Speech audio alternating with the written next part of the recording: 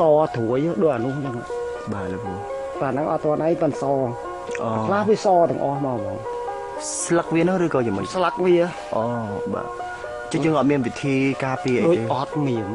chừng họ tham ấy họ ai vì thì ọt cắt cam để ọt bảo ở chỗ ở chùm pu là pu đam chừng group đam tầng o vì sao tại pa năng chùm ngư năng tầng o rồi coi gì mình có thế khả năng mà cho cá viêm miền chuột buôn thẻ đam ấy chẳng viêm miền chủng ngư nó cái hai sai chủng ngư bà buôn thẻ đam cho nên bây giờ viêm miền chùm ngư chừng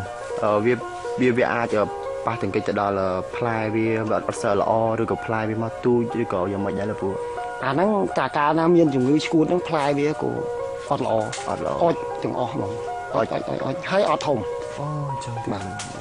chắc chúng ba khơi play khá vì mình ban ở trong mù lọ xa trên thế việc cao vậy chẳng thế nó đi dòng mạch bên là vụ đôi mình đang gì dạng mẹ đang gì thò mà chết bảo vì ọt bàn lò pan nó ngay lụa bàn cả thống lụa bàn còn mình thấy với mẹ ở chia là hòn này việc khô vậy thì bà còn là thay vì kho trung thì play xinh đoạnนี้vẫn bị kho trung kia vậy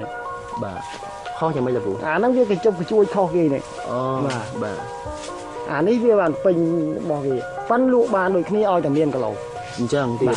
បើលពូអាចជំរាបជូនបានថាតើផ្លែល្ហុងយ៉ាងម៉េចដែលហៅថាវាត្រូវលក្ខណៈល្អហើយល្ហុងម៉េចដែលវាអត់ត្រូវនឹងលក្ខណៈផ្លែលក្ខណៈល្អផ្លែដូចអញ្ចឹងបាទហើយបើអត់ល្អផ្លែនេះបាទវារៀងកោងក្បាលកោងអញ្ចឹងវាអត់ធំហ្មងហើយអាហ្នឹងគេអត់ទិញចឹងមានន័យថាវាបានប៉ុណ្ណឹងគឺវានៅតែប៉ុណ្ណឹងអត់មានធំជាងនេះទេបាទហើយលពូខ្ញុំចង់ជម្រាបសួរលពូបន្ថែមទៀតព្រោះថាខ្ញុំបានធ្លាប់ពីលើកមុនហ្នឹងគឺបានទៅដល់បងប្អូនប្រជាកសិកររបស់យើងមួយចំនួនគឺគាត់មានបច្ចេកទេសនៃការដាំហ្នឹងខុសៗគ្នាអ្នកខ្លះគឺគាត់ដាំប្រភេទល្ហុងមួយយ៉ាងទៀតហ្នឹងគឺគេដាំគេហៅល្ហុងដេកដែលគេដាក់ដើមវាដាំចេញមកពីដីកោងឡើងមកវិញបាទហើយចំពោះល្ហុងអញ្ចឹងហើយនៅល្ហុងប្រភេទនេះវាខុសគ្នាយ៉ាងម៉េចដែរលពូខ្ញុំអត់ដែលដែរអាល្ហុងដេកហ្នឹងយើងអត់ដែលជួបដែរខ្ញុំធ្លាប់ដាំតែឈោព្រោះអីអញ្ចេះកសិករខ្លះខាងដេកហ្នឹងល្អបាទលោកគ្រូបាទប៉ិនល្ហុងខ្ញុំក្នុងចកាមានដេកដែរប៉ិនវាអត់ផ្លែទេមិនវិញអាដេករបស់ខ្ញុំប្រហែលជួរហ្នឹងក៏អត់ផ្លែហើយតែអាឈោផ្លែវិញអញ្ចឹងរហូតដូចថាទុកចិត្តឲ្យច្បាស់លាស់មួយណាដូចអត់ពិតប្រកបបាទអញ្ចឹងលពូមានដើមល្ហុងដែលយើងដាំដេកដែរបាទចុះលពូបើមានអាចផ្ដល់ជាបទពិសោធន៍បានថាអាល្ហុងដេកហើយល្ហុងឈរហ្នឹងវាត្រូវការវាផ្លែចេញមកដូចគ្នាហើយវាត្រូវការថែរក្សាដូចគ្នាដែរវាដូចគ្នាអត់មានខុសគ្នាទេអញ្ចឹងបាទអាប្តីហ្នឹងគេនិយាយថាវាប្រកែផ្លែជាងដែលទូទៅគេច្រើនថាអញ្ចឹងបាទប៉ុន្តែអាដេកខ្ញុំដាំខ្លះវាអត់ផ្លែបាទខៃនោះបច្ចេកទេសគេមិនខុសពីយើងប៉ុន្តែអត់ខ្ញុំអាដេករបស់ខ្ញុំប្រហែលគុំអាគៀនអត់ផ្លែហើយអាអត់ដេកទៅជាផ្លែខ្លាំងមិនចេះទៅចឹងទៅវិញបាទនោះចកាគេនៅខាងកើតនោះរបស់ក្មួយខ្ញុំគេដាំដេកចឹងបាទដាំដេកចឹងបាទឥឡូវចាំសម្គាល់មើលអាហ្នឹងតិចទៀតខ្ញុំវាមិនទាន់បានដកការពិសោធន៍ច្បាស់លាស់ដែរហ្នឹងបាទលោកគ្រូបាទ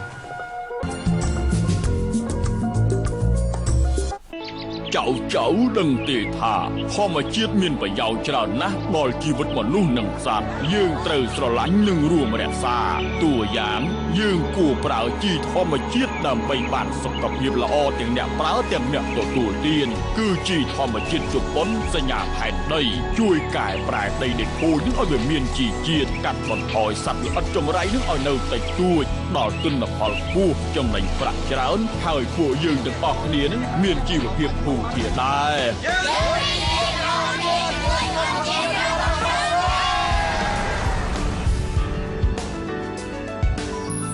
ធម្មជាតិស្រស់បំព្រងកសិកររុងរឿង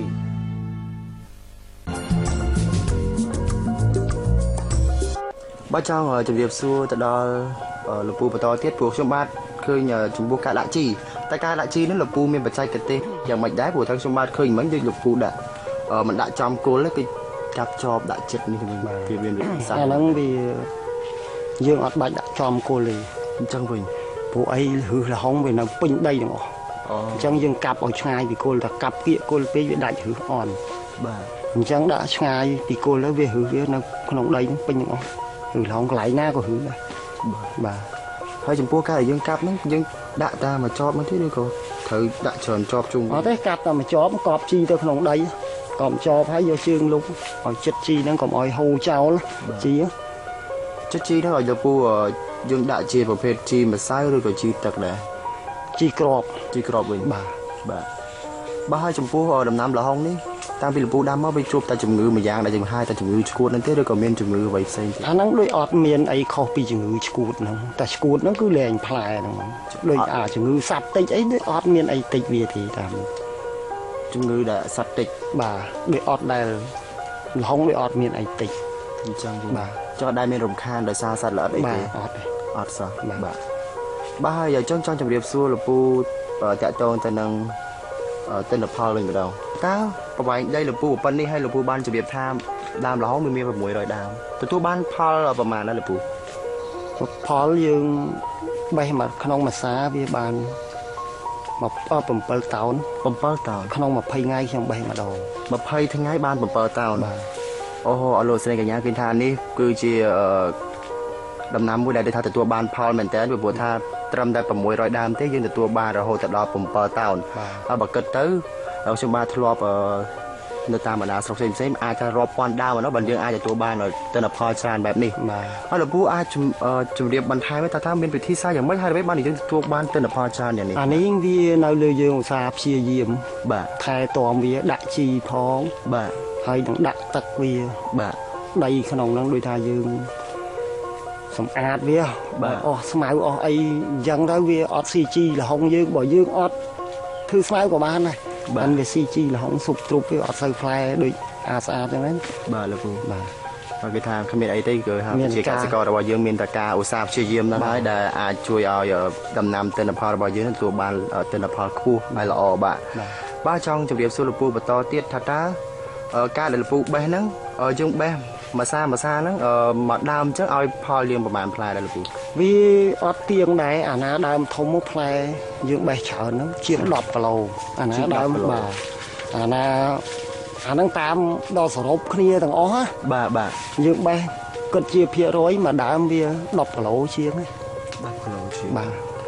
ជួយ ជួនខ្លះបេះបានច្រើនខ្លះបេះតិចដល់យើងសរុបជាភាគរយវា10គីឡូជាងក្នុងមួយដើម បាទចឹងនៅពេលដែលយើងបេះម្ដងហ្នឹងវាយើងបេះគ្រប់ដើមទាំងអស់ឬក៏យ៉ាងម៉េចដែរ អាហ្នឹងវាដើមខ្លះវាផ្លែបានតិចដើមខ្លះដូចអត់ទាន់បានផ្លែពេញផង បាទ អាណាអត់ផ្លែតិចអត់ទាន់បេះផ្លែតូចអត់ទាន់បេះតែអាណាផ្លែធំៗណា បាទលោកពូ បាទ បាទហើយចំពោះការបេះលោកពូអាចជម្រាបជូនពីវិធីសាស្ត្រក្នុងការបេះបានទេព្រោះខ្ញុំបាទបើសិនមកខ្ញុំបាទបេះគឺដឹងតែកាច់ធម្មតាហ្នឹងឬក៏យើងមានវិធីក្នុងការបេះផ្សេងទៀត អត់ទេបេះបានដូចគ្នាបេះតាចាប់តែផ្លែមូលមកដាច់បាត់ យើងមិនចាំបាច់ប្រើកាបិតប្រើ អ អី ត់ទេ បាទ លើកភ្ជួចវាបន្តិចមូលតិចដាច់ បាទលោកពូបាទហើយយើងបេះហ្នឹងលោកពូបេះតាម្នាក់ឯងជាមួយអ្នកមីងទេឬក៏ បេះ មានកម្មករកម្ម អត់ទេបេះ ទៀតបាទ អត់ជួលគេផងបេះខ្លួនឯង បេះខ្លួនឯងតា អត់ឲ្យគេបេះទេព្រោះយើងដឹងអាណាចាស់អាណាត្រូវបេះមិនត្រូវបេះបាទ បាទ យើងបេះយើងជួលគេបេះឲ្យតែធំនឹងបេះហើយយើង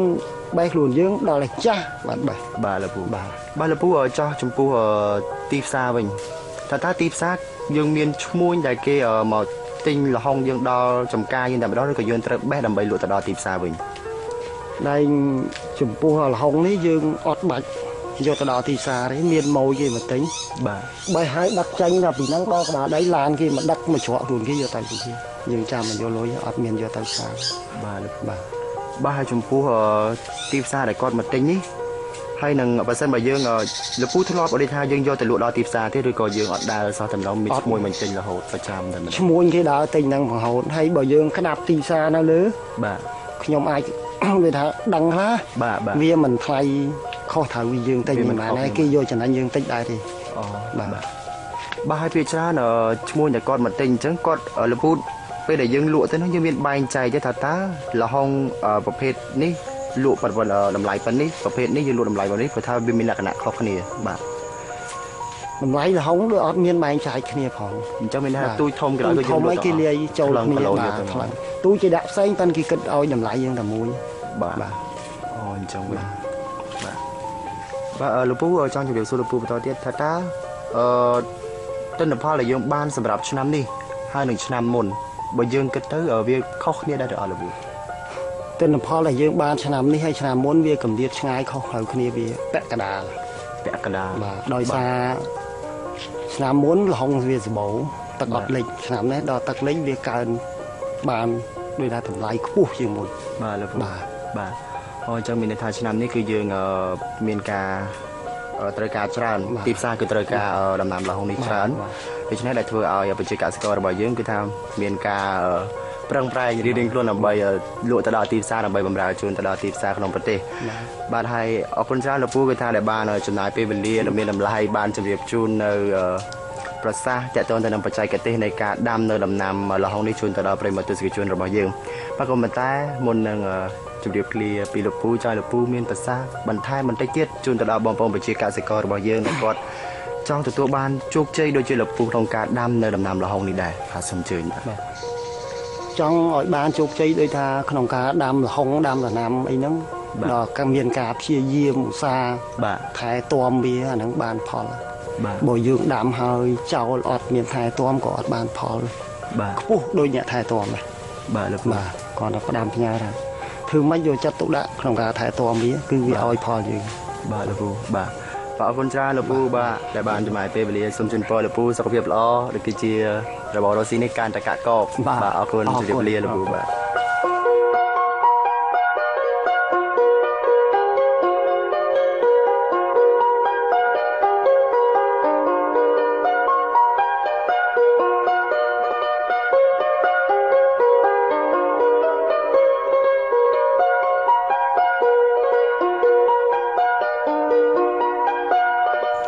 បាទប្រិមត្តទេសនិកជនជាទីគោរពជាទីមេត្រីបាទនេះហើយគឺជាទិន្នផលដែលទទួលបានពី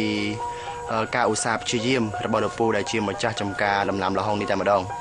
បាទនៅពេលនេះខ្ញុំបានឃើញនៅដំណាំលហុងនេះទទួលបានទិន្នផលល្អហើយជាពិសេសផ្លែធំធំបែបនេះគឺខ្ញុំបានមានអារម្មណ៍មួយថារំភើបចំនួនបងប្អូនប្រជាកសិកររបស់យើង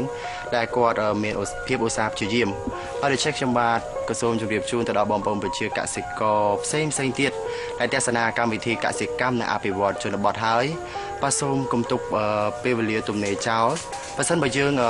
ដាំនៅដំណាំអ្វីហើយសូមឲ្យមានភាពឧស្សាហ៍ព្យាយាមអាចធ្វើដីឲ្យស្អាតដូចជាការឧស្សាហ៍ព្យាយាមក្នុងការដាក់ទឹកក៏ដូចជាការចំការនៅស្មៅដើម្បីកុំឲ្យមានផលប៉ះពាល់ទៅដល់ដំណាំរបស់យើងដែលអាចធ្វើឲ្យដំណាំរបស់យើងទទួលបានទិន្នផលល្អហើយផ្លែបានធំទៀតដូចជាដំណាំលហុងនេះជាដើមបាទអរគុណច្រើនប្រិយមិត្តទស្សនិកជនជាទីគោរពនិងជាទីមេត្រីដែលសារតែពេលវេលាកម្មវិធីកសិកម្មនិងអភិវឌ្ឍជនបទសម្រាប់សប្តាហ៍នេះមានពេលកំណត់ក៏បានឈានចូលដល់ទីបញ្ចប់ខ្ញុំបាទសូមថ្លែងអរគុណយ៉ាងជ្រាលជ្រៅទៅដល់ប្រិយមិត្តទស្សនិកជនទាំងអស់ដែលបានចំណាយពេលវេលាដ៏មានតម្លៃបានតាមដានទស្សនាកម្មវិធីរបស់យើងតាំងពីដើមរហូតដល់ចប់ហើយប្រសិនបើលោកអ្នកចង់បានដំណាំរបស់លោកអ្នកទទួលបានទិន្នផលខ្ពស់សូមជ្រើសរើសការប្រើប្រាស់ជីធម្មជាតិសញ្ញាផែនដីដែលជាផលិតផលរបស់ប្រទេសជប៉ុនដែលមានគុណភាពខ្ពស់ជួយកាត់បន្ថយជំងឺកាត់បន្ថយជាតិពុលជួយធ្វើឲ្យដំណាំរបស់លោកអ្នកលូតលាស់ទៅតាមបែបធម្មជាតិប្រសិនបើជាដំណាំផ្លែឈើនឹងធ្វើដំណាំផ្លែឈើមានឲ្យជារសផ្អែមឈ្ងុយឆ្ងាញ់ហើយអ្វីដែលកាន់តែពិសេសប្រសិនបើលោកអ្នកប្រើប្រាស់ជីធម្មជាតិសញ្ញាផែនដីជាមួយនឹងដំណាំកៅស៊ូនឹងធ្វើដំណាំកៅស៊ូមានសម្បកក្រាស់ទឹកជ័រច្រើនកំហាប់ DAC ឡើងខ្ពស់ធម្មជាតិស្រស់បំព្រងកសិកររុងរឿងសម្រាប់ព័ត៌មានបន្ថែមលោកអ្នកក៏អាចតងតាមរយៈលេខទូរស័ព្ទដែលបានបង្ហាញជូនឲ្យលោកអ្នកនៅលើកញ្ចក់ទូរទស្សន៍នេះស្រាប់ប្រិមត្តទស្សនិកជនជាទីគោរពនិងជាទីមេត្រីកម្មវិធីកសិកម្មនិងអភិវឌ្ឍជនបទនឹងវិលមកជួបលោកអ្នកនៅសប្តាហ៍ក្រោយតាមពេលវេលានៅម៉ោងដដែលប៉ុន្តែនៅពេលនេះខ្ញុំបាទខាត់សម្បត្តិកិត្យារួមនឹងក្រុមការងារសូមអរគុណសូមគោរពលា